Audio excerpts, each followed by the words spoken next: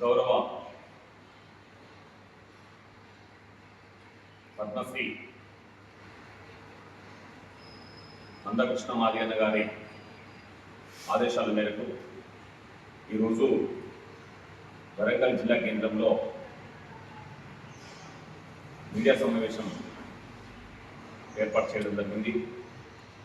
ఈ యొక్క సమావేశానికి అధ్యక్షత వహిస్తున్న ఎంఆర్పిఎస్ జిల్లా అధ్యక్షులు కట్ల రాజశేఖర్ మాదిగ గారు, ఈ యొక్క కార్యక్రమంలో మరి నాతో పాటుగా మా మీడియా సమావేశంలో పాల్గొన్న పెద్దలు అన్న ఎంఎస్పి రాష్ట్ర నేత కడుగుల విజయన్న మాదిగ గారు, అదేవిధంగా స్థానిక జిల్లా నాయకులు అన్న మల్లన్న మాదిగ గారు, అదేవిధంగా వర్ధనపేట ఎంఎస్పి మండల అధ్యక్షులు అన్న మల్లేశన్న మాదిగ గారు, అదేవిధంగా మన ఇందుల పూర్ణయ్య మాదిగ గారు ఎంఆర్పిఎస్ జిల్లా ఉపాధ్యక్షులు, అదేవిధంగా ఎంఆర్పిఎస్ సంఘం మల్ల అధ్యక్షులు దాన కిషోర్ మాదిగ గారు, అదేవిధంగా చాడ కర్ణాకర్ మాదిగ గారు, చిన్నపల్లి రవి మాదిగ గారు, ఎంఆర్పిఎస్ వరంగల్ మండల అధ్యక్షులు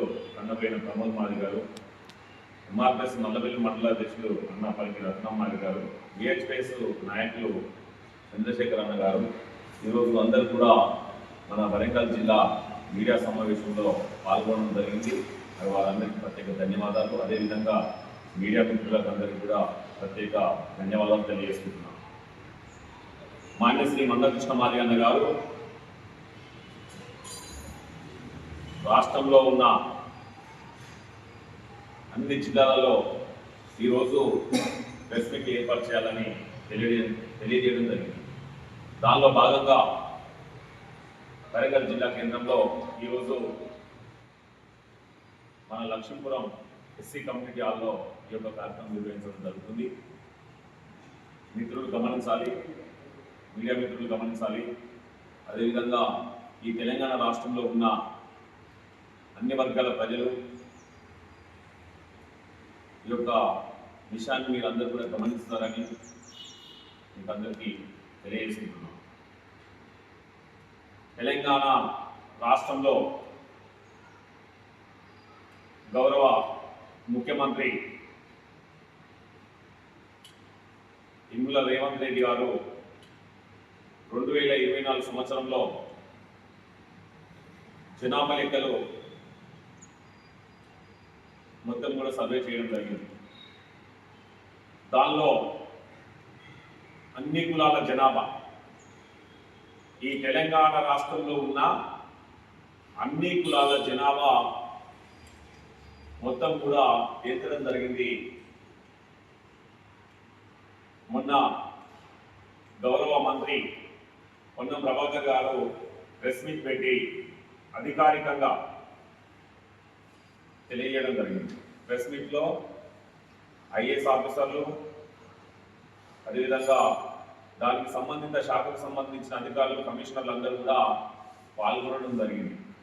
గవర్నమెంట్ అధికారికంగా ప్రకటించిన మన జాబితాలో ఈ తెలంగాణ రాష్ట్రంలో ఎవరెవరి కులం జనాభా ఎంత అనేది ప్రతిపాదించడం జరిగింది మిత్రులారా. దానిలో ఈ తెలంగాణ రాష్ట్రంలో మొత్తం జనాభా 3,50,574గా 3,54,00,000 చిల్లరగా వాళ్ళు ఇవ్వడం జరిగింది. దానిలో మాదిగల జనాభా 36,57,551. అదేవిధంగా మొత్తం జనాభా 100% అనుకుంటే ఆ 100% జనాభాలో 10.3% ఈ తెలంగాణ రాష్ట్రంలో మాదిగ జనాభా ఎక్కువ ఉన్నది.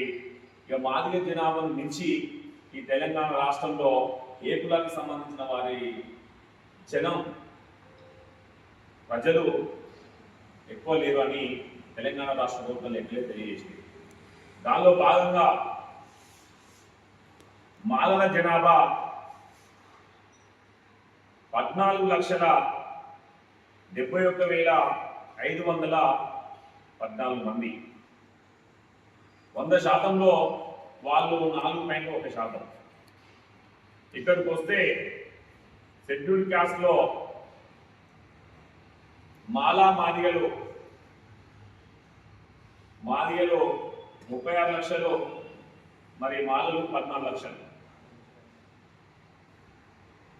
36,57,000. అదేవిధంగా మరి మాల బేడపుడిగ జెండాలు 1,90,120. మాల సాలే కులం వారు 1,70,254. మహార్లు 58,822. అంతేకాకుండా మాదాసి 53,367. మాలదాసరి 47,690. మాలదాసు 18,076. మాంగులు 18,830. జాంబవులు 19,226. అంటే ఒక్కసారి గమనించవలసిన అవసరం ఉన్నది సోదరులారా. ఈ తెలంగాణ రాష్ట్రంలో మాదిగల జనాభా అన్ని కులాల కంటే ఎక్కువ ఉంటుందని, ఈ తెలంగాణ రాష్ట్రంలో షెడ్యూల్ కాస్ట్లో మాదిగ జనాభా 10% కంటే మించి ఉండదని తెలంగాణలో జనాభా లెక్కలు చేయకముందుకే గౌరవ మంత్రి మందకృష్ణ మాదిగ గారు ఈ రాష్ట్ర ప్రభుత్వానికి తెలియజేయడం జరిగింది. ఏబిసిడి వర్గీకరణ తెలంగాణ రాష్ట్రంలో అమలవుతుంది. గౌరవ పద్మశ్రీ మందకృష్ణ మాదిగ గారు 30 సంవత్సరాల సుదీర్ఘ పోరాట ఫలితం ఈరోజు ఏబిసిడి వర్గీకరణ. ఏబిసిడి వర్గీకరణ మరి తెలంగాణ రాష్ట్రంలో మరి అమలవుతున్న సందర్భంగా అప్పటికే అమలు చేసినప్పటికీ 1,70,000 కార్యక్రమము గౌరవ మందకృష్ణ మాదిగ గారు తీసుకోవడం జరిగింది రాష్ట్రంలో. ఎప్పుడైతే లక్షల డబ్బులు, వేలాది గొంతులు బాబు జగజ్జీవన్ రావు విగ్రహం నుండి డాక్టర్ బాబాసాహెబ్ అంబేద్కర్ విగ్రహం వరకు ర్యాలీ, ట్యాంక్ బండ్పై ర్యాలీ, అదేవిధంగా నక్లెస్ రోడ్పై ర్యాలీ. ఏ రోజైతే ఫిబ్రవరి 7వ తారీఖున మాన్యశ్రీ మందకృష్ణ మాదిగ గారు ప్రకటన చేసిలో, ఆ ప్రకటన చూడగానే రేవంత్ రెడ్డి గారు అతలాకుతలమై, ఈ రాష్ట్ర ప్రభుత్వం అతలాకుతలమై ఈ లక్షల డబ్బులు, ఈ వేలాది గొంతులు హైదరాబాద్కు చేరుకుంటే తెలంగాణ రాష్ట్రం మొత్తం కూడా ఇబ్బందులకు వెళ్ళిపోయే అవకాశం ఉందని గమనించి ఈ రాష్ట్ర ప్రభుత్వం మరి మినీ లక్ష డబ్బుల కార్యక్రమం మరి 1000 స్తంభాల గుడి నుండి మరి హన్మకొండ అంబేద్కర్ విగ్రహం వరకు ర్యాలీ ప్రదర్శన చూసినప్పుడే వాళ్ళందరూ గుండెలు అదిరిపోయాయని నేను తెలియజేస్తూ, వెంటనే రాష్ట్ర ప్రభుత్వం ఒక నిర్ణయం తీసుకొని ఏబిసిడి వర్గీకరణను వెంటనే వాళ్ళు అమలు చేయడం జరిగింది. కానీ ఇక్కడ ఒక ఇబ్బందికరమైన విషయాన్ని ఈరోజు రేవంత్ రెడ్డి గారు తీసుకోవడం జరిగింది. నా సోదరులారా, విషయం ఏంటంటే రేవంత్ రెడ్డి గారు మాలలకు తలవద్ది, మాల వాళ్ళలో పెద్దవాళ్ళకు తలవొగ్గి